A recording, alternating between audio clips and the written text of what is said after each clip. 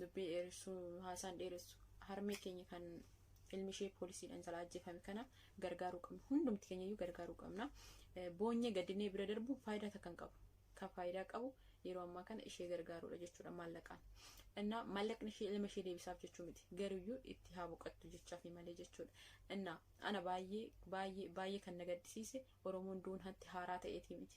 Garuyyuu ilma kan koo abbaa malee guddisee daa'imummaatti abbaan raadiyoo gaafa jettu anaan abbaan koo daa'imummaatti ta'e abbaan armeen kan koo abbaa malee nu guddiste.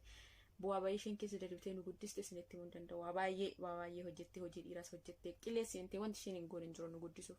Harmeen kunis akkasumatti ilma ishee guddiste gaafa ilmi keenyaa guddate jettu ilma ishee gaafa biraa dhabdu hanga nama dhukkubsu amma nama dhukkubsu ilmi namaa kamiyyuu kan miirri namummaatti dhagahamu hin beeka. Kanaafiyyuu filiis bira dhaabbadhaa.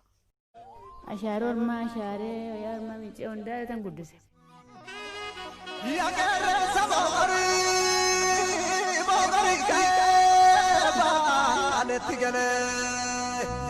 Mogori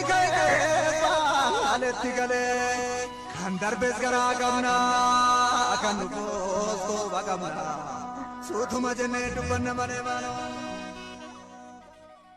Oromoon bishaan hin jedhin Oromoon afaan iyyaa amma dhaboollee goote Oromoon afaan funyaan iyyaa dhiiga funcaasaa dhiiga Oromoon funyaan iyyaa akka ta'een alaaduu. Poolisiidhaan reebame isumatti isinitti mate. Wanna taate gurbitu wanna taate. Mucaan kun nama siyaasaa miti baay'ee. Wanni Oromoonis uummata biyya kanaatti barbaadu mucaan kun mucaa ganna 20ti mucaa barataa kutaa 6. Abbaan mudaa irraa du'e. Adde mulu maaliif jiraattu amma? Homaan qabanee yeroo sanatti funyaan makaa. Isumaan jiraachaa turtan. Shaarotti bakki fuuldura Gabree fuulduratti ajjeesanii jechuutti qaxaqatanii irra deemanii afaan funyaan inni yaa'ee kanaan booda kottee irra deemanii maamarrimaasaa fincaa xoowaree homtu bakka kana bakka itti himaman tokko hin jiru. Gaaf kan.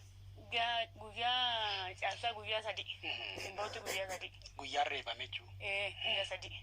Mbooti guyyaa 3 tti rukutamee du'e itti deemanii inni achitti amma ciisee geengalachaa oole nafsa itti deemnaan makiinadhaan namni naannoo makiinadhaan dhufe. Manatti makiinadhaan dhufe. Manni keessan amma fagaata sharaarraa. Sa'aatii 3 oofa. Miilaan jechuudha. Miila sa'aatii 3 oofa. Makiinuma isaanii sirbanaa yaabbatee makiinuma isaanii dhufee maal taate ilma goonaan akkatti poolisiin adumaan jaajee hojii eeggachaa jiru poolisiin narkuttee itti lafaan dhoftee indagana marmara deemtee waan gombaatiin narkuttee qaxaqattee.